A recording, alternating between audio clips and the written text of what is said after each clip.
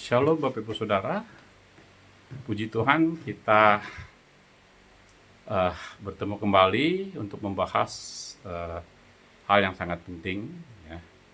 Sekali lagi saya ingin menyampaikan beberapa catatan terkait seminar keselamatan yang disampaikan oleh Bapak Pendeta Erastus Abdono, satu seminar yang diselenggarakan oleh Ecumene Bible Course pada tanggal 28 Mei 2020 dengan tema manusia sebagai objek keselamatan. Ya, ada hal yang penting yang saya mau sampaikan ya terkait dengan isi dari seminar tersebut, saudara. Ini hanya sekedar catatan yang mohon juga kalau dipertimbangkan puji Tuhan, ya. Tetapi mau diabaikan pun oleh beliau nggak ada masalah buat saya. Tapi paling tidak saya sampaikan terlebih dahulu, saudara. Ya, sebelum saya menyampaikan catatan saya akan menyampaikan beberapa pointers yang disampaikan oleh beliau di dalam seminar tersebut. Ya, ada beberapa hal pointersnya, ya. Baru nanti saya sampaikan catatannya. Beliau mengatakan di dalam seminar tersebut bahwa untuk memahami ajaran keselamatan, kita tidak mungkin bisa memahami secara utuh jikalau kita tidak memahami manusia, saudara. Jadi harus belajar tentang manusia. Itu menurut beliau, saudara. Yang disebut dengan manusia itu tentunya manusia sebagai ciptaan Allah. Ya. Sebagai ciptaan Allah dalam konteks yang diajarkan Alkitab, saudara ya. Jadi untuk bisa memahami keselamatan secara utuh sebagai keselamatan, maka harus belajar tentang manusia seperti yang diajarkan oleh Alkitab. Karena memang manusia itu adalah objek dari karya keselamatan Allah. Lalu beliau mulai memaparkan bahwa manusia itu diciptakan oleh Allah segambar dan serupa dengan Allah. Kalau kita baca di dalam Kejadian pasal 1, 26, 27, saya akan bacakan, saudara, beliau berangkat dari pemahaman ini. Kejadian pasal 1, ayat 26 dan 27, saudara. Demikian firman Tuhan. Berfirmanlah Allah, baiklah kita menjadikan manusia menurut gambar dan rupa kita. Ya, jadi manusia diciptakan menurut gambar dan rupa kita, supaya mereka berkuasa atas ikan-ikan di laut dan burung-burung di udara dan atas ternak dan atas seluruh bumi dan atas segala binatang melata yang merayap di bumi. Maka Allah menciptakan manusia itu menurut gambarnya, menurut gambar Allah diciptakannya dia laki-laki dan perempuan diciptakannya mereka. Saudara ya. Di dalam dua ayat ini, Kejadian pasal 1 ayat 26 dan 27, ada beberapa hal yang menarik yang menjadi dasar pemahaman beliau, saudara. Ya, pertama, kata kerja menciptakan di dalam Kejadian pasal 1 ayat 26 dan 27 ini. Ya, kalau kita baca di ayat 27, maka Allah menciptakan manusia itu menurut gambarnya, menurut gambar Allah diciptakannya dia. Ya, kata diciptakannya di ayat 27 ini menggunakan kata bara, saudara. Ya, kata bara adalah kata kerja menciptakan yang hanya boleh dikenakan kepada Allah saja. Ya, karena memang kata bara ini secara khusus adalah kata kerja yang berarti menciptakan dari sesuatu yang tidak ada menjadi ada. Istilah teologianya di dalam bahasa Latin creatio ex nihilo. Ya, itu hanya boleh dikenakan untuk Allah. Jadi kata kerja bara hanya Allah yang bisa mengerjakannya. Karena yang hanya mampu menciptakan dari yang tidak ada menjadi ada, itu hanya Allah yang bisa mengerjakannya. Ya, maka di ayat 27 jelas sekali.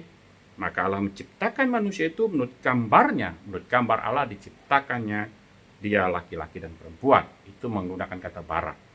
Ya, lalu kata kerja yang kedua di ayat 27, saudara. 26, baiklah kita menjadikan manusia menurut gambar dan rupa kita. Jadi di ayat 26, kata menjadikan ini menggunakan kata asa, saudara ya. Jadi sama-sama di dalam bahasa Indonesia pengertiannya baiklah kita menjadikan manusia menurut gambar dan rupa kita. Di 27 juga begitu. Allah menciptakan manusia itu menurut gambarnya. Menurut gambar Allah diciptakannya dia laki-laki dan perempuan. Tapi di ayat 26, kita menjadikan manusia menurut gambar dan rupa kita. Di sini ada hal yang menarik.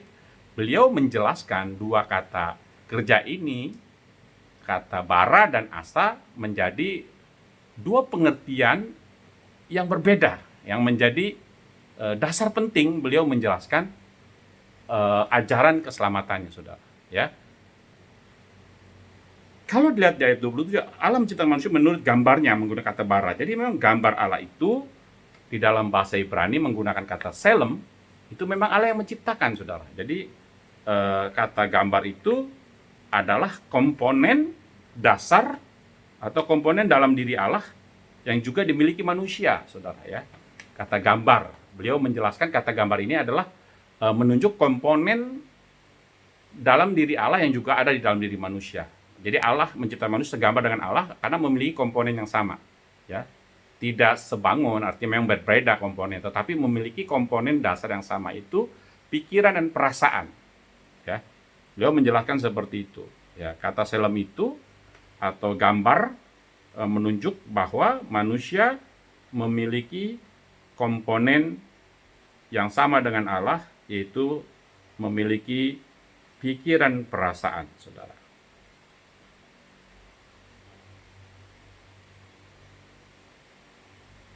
Nah, dengan dua komponen ini, pikiran perasaan, maka manusia memiliki kehendak. Ya, Allah pun memiliki kehendak.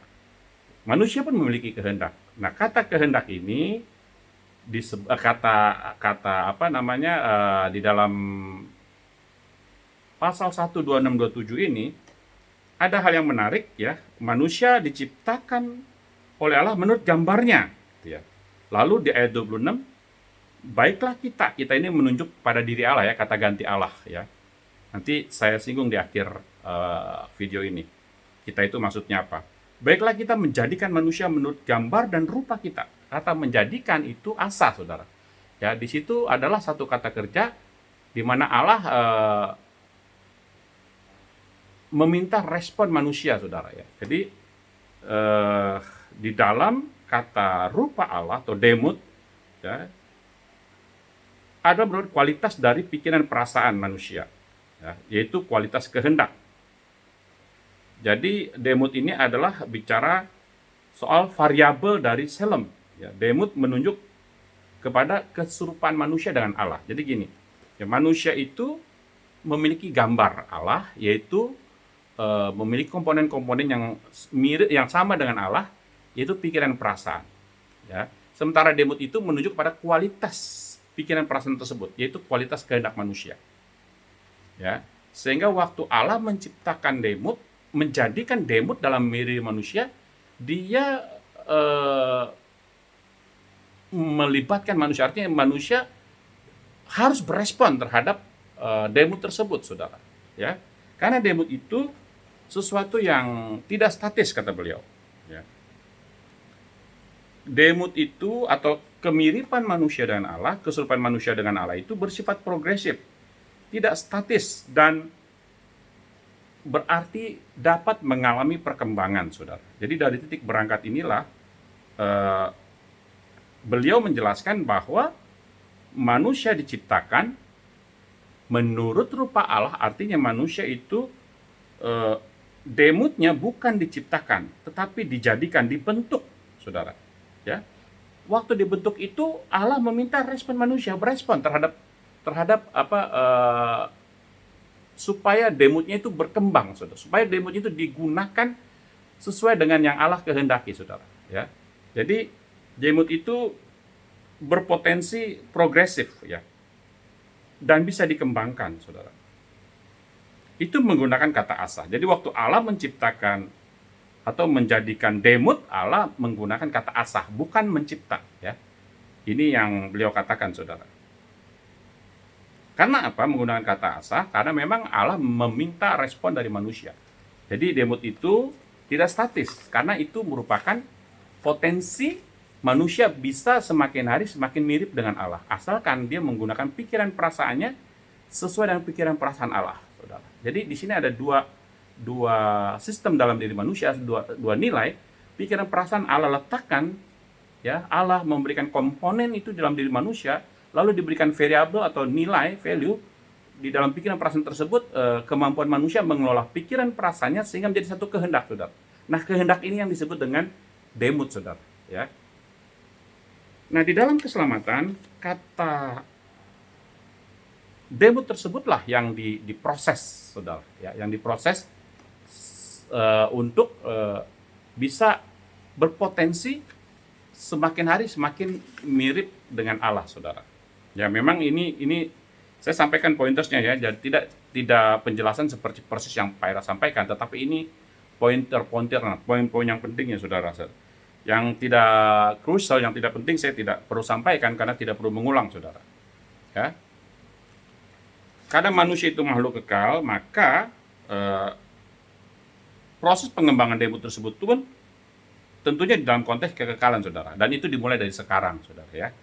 Jadi kata demut inilah yang digarap oleh Allah, ya. Karena disinilah kemanusiaan manusia yang bisa digarap oleh Allah, ya, sehingga bisa dikembangkan menjadi karakter anak Allah di dalam dirinya, ya.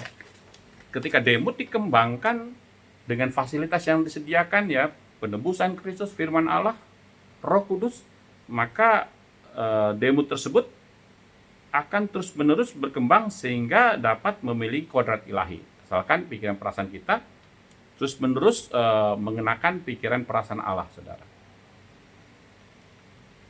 Ya, jadi sampai pada titik pikiran perasaan kita itu memiliki kodrat ilahi, ya, yaitu satu keadaan di mana kita menggunakan pikiran perasaan kita sehingga melahirkan kehendak yang selalu sesuai dengan pikiran perasaan Allah. Ya, jadi kodrat ilahi ialah bagaimana kita menggunakan pikiran perasaan kita terus-menerus, ya, sampai perasaan kita melahirkan, pikiran perasaan kita itu melahirkan kehendak yang selalu sesuai dengan pikiran perasaan Allah. Itu yang disebut kodrat ilahi. Ya, jadi kenapa beliau menegaskan bahwa demut itu diciptakan oleh dengan kata asa, saudara. Ya, supaya di situ bisa dimasukkan satu pengertian bahwa inilah proses kemiripan yang Allah taruh dalam diri manusia yang sebenarnya rusak oleh dosa dan itu bisa dipulihkan, saudara. Demutnya ini, saudara, ya. Komponen dasar tentunya semua manusia masih punya, saudara. Waktu manusia jatuh dalam dosa, semua punya, komponen dasarnya punya, saudara. Punya pikiran, perasaan, itu tidak rusak. Yang rusak itu demutnya, saudara. Ya, jadi waktu manusia dilatih pikiran perasaannya, ya, dia bisa jadi orang yang baik, bermoral baik. Tetapi untuk bisa memiliki kodrat ilahi, memiliki kehendak Allah, dia harus menggunakan pikiran perasaan terus-menerus sesuai dengan pikiran perasaan Kristus, saudara. Dan itu hanya bisa dimungkinkan kalau kita percaya kepada Kristus, saudara. Ya. Jadi yang disebut dengan proses keselamatan itu letaknya di sini, saudara, ya. Di mana demut kita, pikiran perasaan kita terus digarap oleh Allah, ya. Sehingga kualitas kehendak yang kita miliki itu semakin sesuai seperti pikiran perasaan Allah dan kehendak Allah, saudara. Nah, sehingga nanti di dalam kekekalan tidak ada hukum yang tertulis, saudara, ya. Karena Allah akan memerintah manusia itu melalui demutnya, kehendaknya, saudara. Ya, tidak lagi ada hukum tertulis, ini ada hukuman segala macam, tidak, saudara. Ya, sebab itu orang yang akan masuk dalam kekekalan, masuk surga, karena ini proses ini akan terus berjalan mulai dari sekarang, saudara. Jadi karena manusia makhluk kekal, kapan mulai digarap demutnya adalah saat kita percaya kepada Kristus di dunia ini, saudara. Dan terus, saudara. Ya, jadi pikiran perasaan kita itu akan menjadi cara Allah untuk bisa menaruh kehendaknya, saudara. Jadi Allah tuh memerintah manusia lewat ini, saudara. Ya, jadi nggak mungkin ada hukum tertulis lagi, tetapi Allah memerintah manusia lewat kehendaknya. Manusia memiliki pikiran perasaan yang sudah match dengan pikiran perasaan Allah sehingga Allah memerintah lewat kehendaknya, saudara. Tidak dengan hukum tertulis. Itu yang beliau tegaskan di dalam seminar tersebut. Sebab itu inilah yang disebut rancangan semula, saudara. Ya, jadi waktu Allah menciptakan manusia segambar dan serupa dengan Allah, tujuan Allah adalah ini, saudara, ya, supaya manusia kemiripannya dengan diri Allah itu sampai pada titik tertentu, sehingga apa yang Allah inginkan dipahami oleh manusia, atau apa yang manusia inginkan, pikiran perasaannya itu bisa sesuai dengan pikiran perasaan Allah, saudara, ya. Karena memang waktu langit dan bumi diciptakan, manusia diciptakan segambar dan serupa dengan Allah, saat Adam dan Hawa diciptakan dengan gambarnya, itu sudah siap, sudah ready already, tetapi kalau demutnya belum, saudara, belum sempurna, saudara, ya, belum sempurna. Sebab itu sebenarnya langit dan bumi itu, kalau manusia tidak jatuh dalam dosa, ya itulah surga. Itulah yang akan diberikan kepada Allah untuk manusia kelola, saudara, ya. Dan cara Allah memerintah manusia itu dengan kehendak yang disampaikan melalui demut manusia, saudara. Karena manusia memiliki keserupaan dengan Allah, saudara. Oleh sebab itu, keselamatan itu sebenarnya di dalam konteks ini, saudara, bahwa ketika manusia dikembalikan kepada rancangan sempurna, rancangan Allah yang sempurna, itu agar manusia dapat mengelola langit baru, bumi baru yang sempurna nanti, saudara, ya. Jadi Allah akan terus berkarya nanti, ya. Manusia akan terus berproses, ya. Ketika sampai waktu kita mati belum sampai pada kesempurnaan, kita akan melanjutkan, saudara, ya. Sampai pada titik kita siap menerima langit baru dan bumi baru, kita akan mengelola itu, saudara. Dan di dalam seminar tersebut beliau menyinggung bahwa Allah itu tidak akan berhenti melakukan karyanya di dalam kekekalan, saudara, ya. Karena Allah itu pada dasarnya menyukai keindahan, saudara. Ya, ini artinya saya tidak tahu maksud beliau apa mengatakan begitu, tapi ini membuka satu peluang bahwa setelah kekekalan itu Allah akan berbuat sesuatu lagi untuk keindahan, karena memang ada kepentingan manusia mengelola langit baru, bumi baru, saudara, ya. Karena manusia nggak mungkin bisa menciptakan, tetapi Allah yang menciptakan terus menerus, ya. Jadi secara sederhana Allah akan terus berkreativitas nanti di kekekalan, ya. Implikasinya seperti apa saya nggak ngerti, saudara, ya. Jadi kurang lebih seperti itu, ya. Jadi keselamatan manusia orientasinya ada di keserupannya dengan Allah, saudara. Jadi model keselamatan itu yaitu Yesus Kristus, karena dia adalah gambar dan rupa Allah yang sempurna, saudara, ya. Gambar dan rupa Allah yang seluruh pikiran perasaannya itu sesuai dengan kehendak Bapaknya, saudara, ya. Jadi yang dia demonstrasikan, yang dia selenggarakan itu manusia yang memiliki demut sesuai dengan kehendak Allah, saudara. Itu yang disebut dengan keselamatan yang beliau jelaskan, saudara. Artinya memang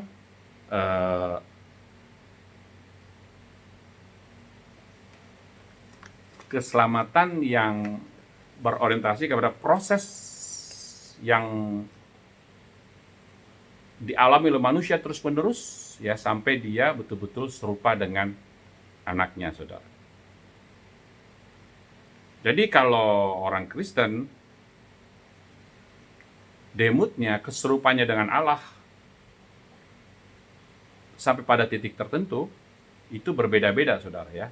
Artinya ya kita harus sempurna, tetapi kita pada titik tertentu ya kita akan terus berproses, saudara, ya. Kalau kita tidak mau digarap, ya tentunya kita menjadi anak-anak yang bukan diakui, saudara. Yang beliau pakai istilah notos dan huios, saudara, ya. Anak yang sah adalah anak yang diakui, anak yang proses keserupannya dengan Allah itu terus direlakan untuk digarap, ya, untuk semakin hari semakin serupa dengan anak tunggalnya, saudara, ya. Ini sebenarnya pemahaman beliau tentang keselamatan dari aspek manusia itu adalah gambar dan rupa Allah, ya. Jadi manusia itu gambar adalah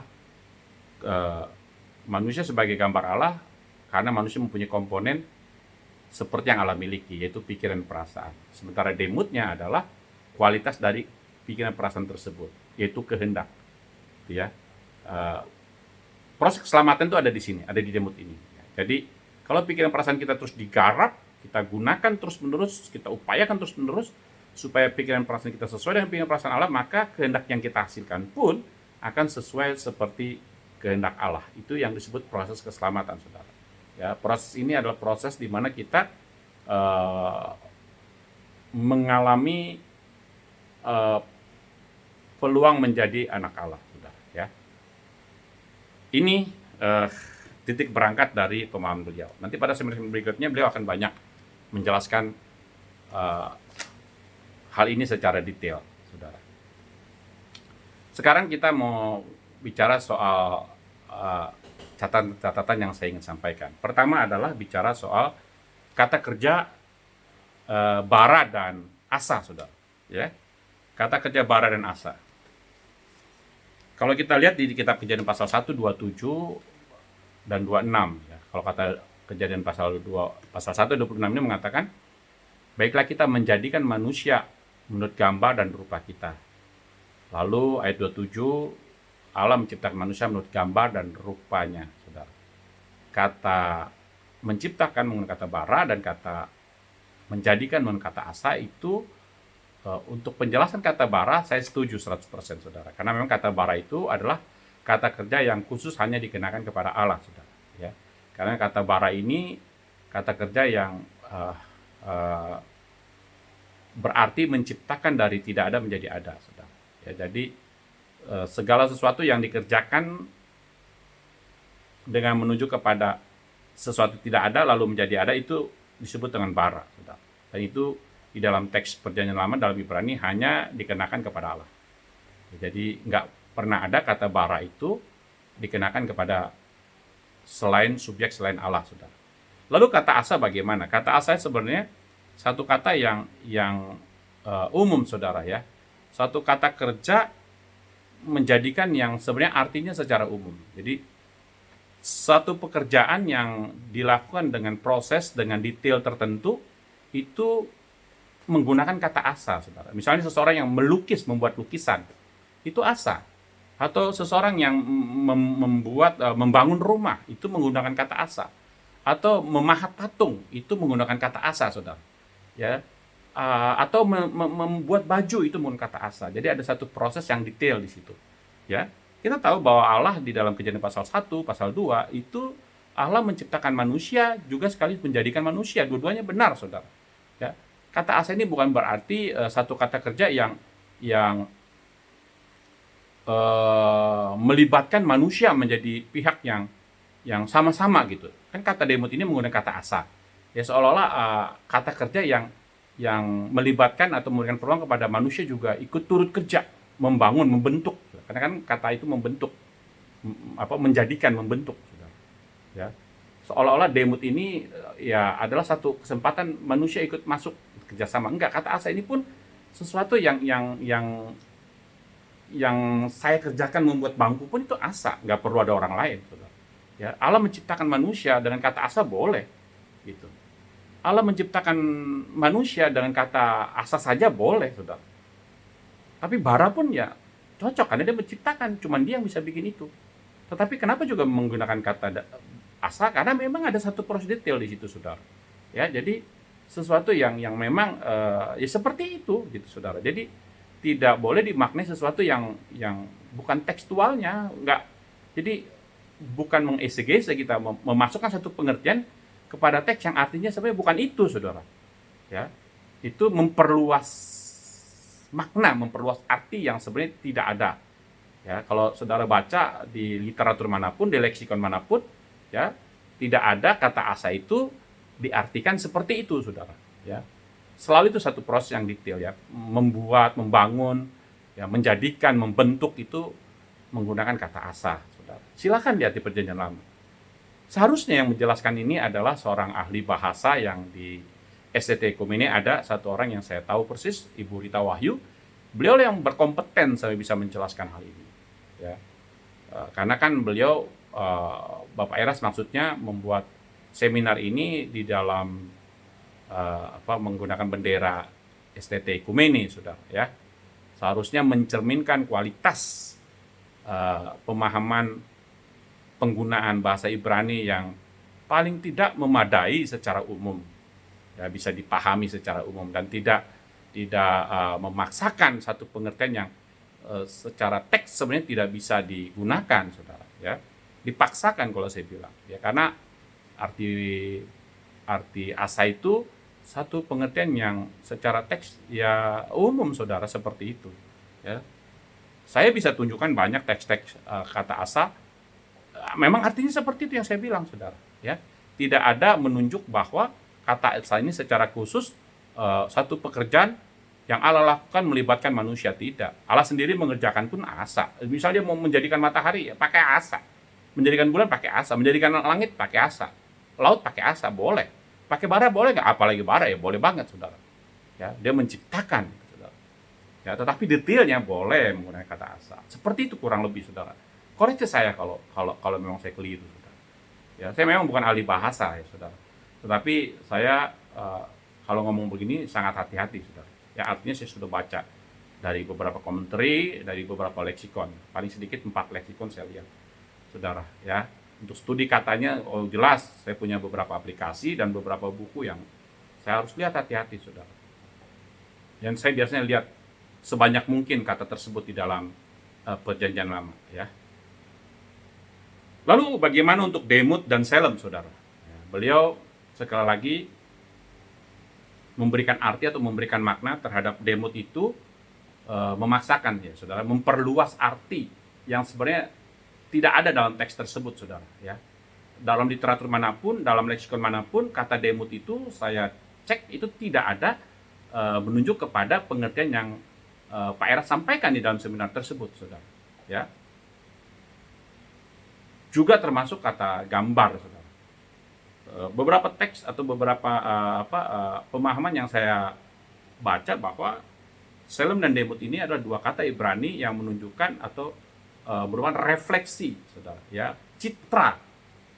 Ya, artinya kata gambar dan rupa itu adalah dua kata yang sesuatu yang menunjukkan sesuatu, saudara. Ya, makanya kata gambar dan rupa, saudara. Jadi ada sesuatu menggambarkan sesuatu, saudara. Sesuatu menunjukkan sesuatu. Jadi ini bukan aslinya, gitu. Misalnya yang disebut citra itu kan, misalnya lukisan alam. Alam itu realitanya, lukisan itu ya gambarnya, saudara. Patung. Patung itu adalah rupanya, misalnya patung sapi. Sapi itu hakikatnya, realnya. Gitu. Jadi patung ini adalah rupanya, gambarnya. Sapi ini hakikatnya, saudara. Ini yang disebut dengan demut dan selem. Ini hakikatnya, saudara. Jadi waktu manusia dibilang manusia adalah gambar Allah dan citra Allah, memang manusia itu adalah citra Allah, demut Allah, gambar Allah. Tetapi manusia dikatakan demut dan selem karena manusia itu berbeda dan bukan Allah, tetapi gitu ya, gambar Allah, rupa Allah, tapi bukan hakikatnya Allah itu sendiri. Itu maksud dari citra. Maka dua kata selem dan demut ini sebenarnya adalah dua kata Ibrani yang berbeda tetapi menunjuk pengertian yang sama, saudara. Sehingga karena dua kata ini berbeda tapi menunjuk pengertian yang sama, sehingga dua kata ini dapat digunakan saling menggantikan atau istilahnya interchangeable. Bisa pengertian ini bisa boleh menggunakan kata selem, bisa juga boleh mengatakan demut, saudara. Gitu. Ya, jadi dua kata yang digunakan saling menggantikan di dalam Alkitab. Itu banyak teks-teksnya, saudara. Jadi seperti itu artinya, saudara. Ya, saya misalnya ambil contoh ya, kata selem ini digunakan di Alkitab beberapa kali ya, kurang lebih 17 sampai 20 kali. Kata selem itu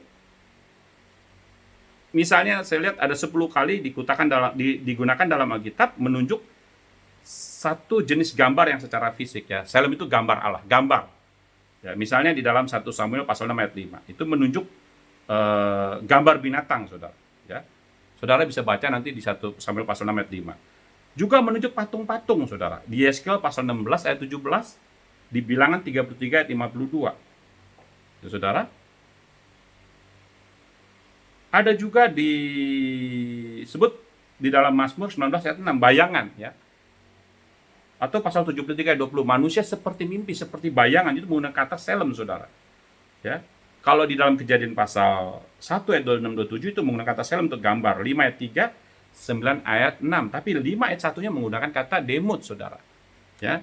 Cukup banyak di Keluaran 20 ayat 4 ada, saudara, menggunakan kata selem. Imamat 26 ayat 1.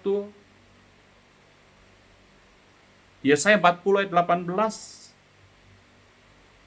Yesaya 40 ayat 20, pasal 44 ayat 19, 9 sampai 17, pasal 45 ayat 20, Yeremia 10 ayat 14, Yeremia 51 ayat 17, 1 Korintus pasal 11 ayat 7 menggunakan kata eikon, saudara. Banyak sekali, saudara, ya. Selem.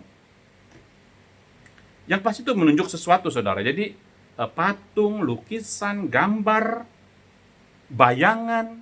Jadi sesuatu yang menunjuk sesuatu, saudara. Itu arti dari selem.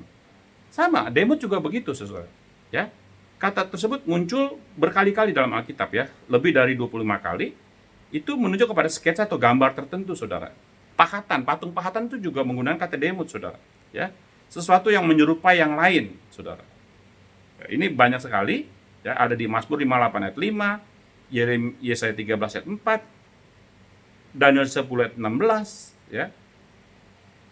Yeskiel 1 ayat 5, itu ada gambaran tentang Allah, ya. Itu menggunakan kata demut. Ayat 10, ayat 13, 16 itu gambaran tersebut menyerupai Allah tetapi bukan Allah, menunjuk, saudara, ya. Ada di Kejadian di Yesaya 40 ayat 1, ya. Ini cukup banyak, saudara. Jadi artinya gini, kata demut dan selem itu menunjuk dua kata yang berbeda tetapi menunjuk pengertian yang sama. Kenapa di dalam bahasa Ibrani ada dua kata yang berbeda tetapi menunjuk pengertian yang sama? Ya, kadang-kadang hal ini digunakan pertama, ya, ini sebenarnya dua kali. Misalnya kayak gambar dan rupanya. Bisa saling menjelaskan kata yang pertama, yang kedua menjelaskan kata yang pertama, bisa juga. Atau melengkapi atau menjelaskan, saudara. Ya. Kata yang gambar lebih menjelaskan. Manusia diciptakan menurut gambar Allah dan rupa Allah, karena gambar Allah maka serupa dengan Allah, gitu ya. Jadi lebih menjelaskan, saudara. Bisa seperti itu juga, saudara. Ya, ini mesti ahli yang ngomong, ya, nggak boleh saya, gitu. Tetapi jelas pemahaman seperti ini di teks Perjanjian Lama memang interchangeable, saling menggantikan, saudara. Jadi tidak ada perbedaan makna sebenarnya, saudara. Bahwa kata serupa, rupa Allah dan gambar Allah itu, gambar dan rupa itu dua hal yang berbeda tapi menunjuk pada pemahaman yang sama, pengertian yang sama, substansi yang sama, ya. Tapi dengan kata yang berbeda, saudara. Bisa saling menjelaskan, bisa menjelaskan, ya, saling lebih menjelaskan atau memang saling menggantikan. Maka di dalam Perjanjian Lama kadang-kadang kata selem itu digunakan satu untuk menjelaskan dua hal itu, saudara. Ya. Nah, juga satu hal yang perlu dicatat bahwa di dalam kitab Septuaginta, ya, dan kitab Vulgata itu di dalam bahasa Latin, dan juga Septuaginta itu bahasa Yunani, saudara, ya. Nah, di dalam Perjanjian Lama itu kata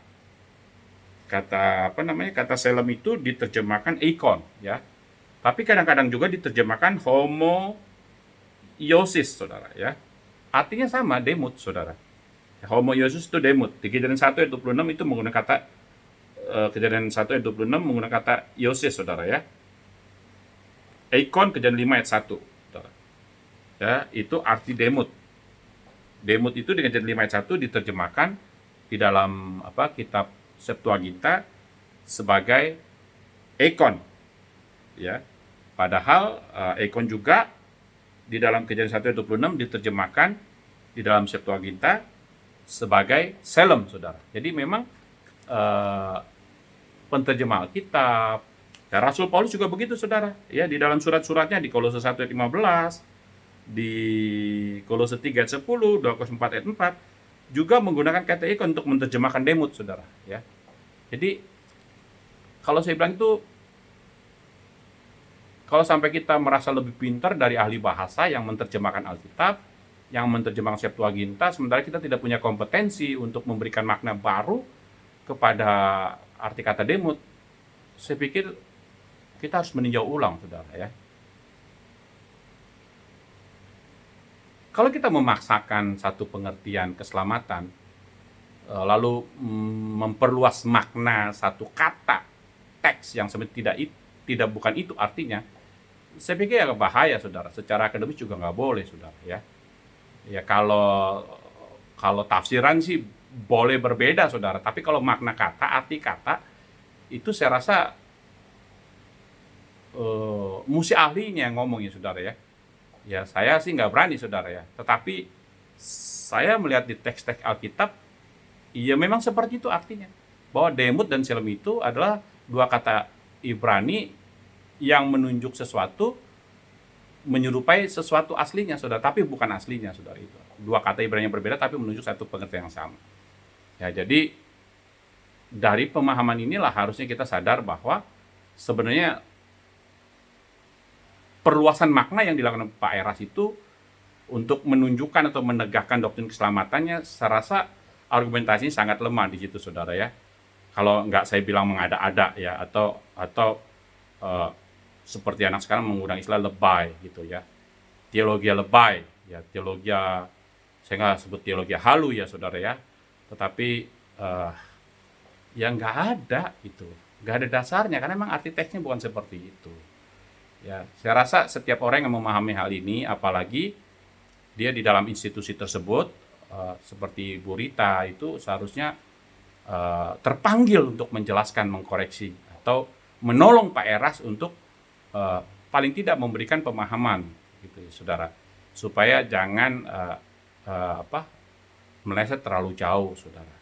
Ya, ini kalau saya yang pada posisi tersebut ahli bahasa tapi diam saja, itu saya berkhianat kepada profesi saya, kepada keilmuan saya ya. Saya nggak sebut pelacur ya, saudara, bukan, tetapi mengkhianati. Saya pikir ada orang-orang pinter di ekumene yang bagus-bagus di dalam bahasa ya. Ya manfaatkanlah, optimalkanlah supaya pada saat kita publikasi di dalam satu seminar, kajian teologis itu kita sangat kelihatan keilmuannya, ilmiah akademisnya, saudara. Dan yang paling penting adalah memang memuliakan Tuhan, ya. Jadi satu kebenaran yang betul-betul berbasis teks Alkitab yang benar, saudara. Ya, kita harus minta ampun untuk hal ini. Saya harus ngomong seperti ini karena memang saya menunggu para ahli bahasa tidak ada yang ngomong. Saya harus ngomong, saudara. Ya. Saya rasa ini menjadi catatan yang penting sekali untuk seminar berikutnya buat beliau. Ya, saya akan terus ikuti pembahasan topik-topik berikutnya, saudara. Ya, saya minta maaf. Ya, semua yang saya lakukan ini adalah untuk kemuliaan Tuhan. Dan kalau saya salah, silakan dikoreksi. Tuhan memberkati.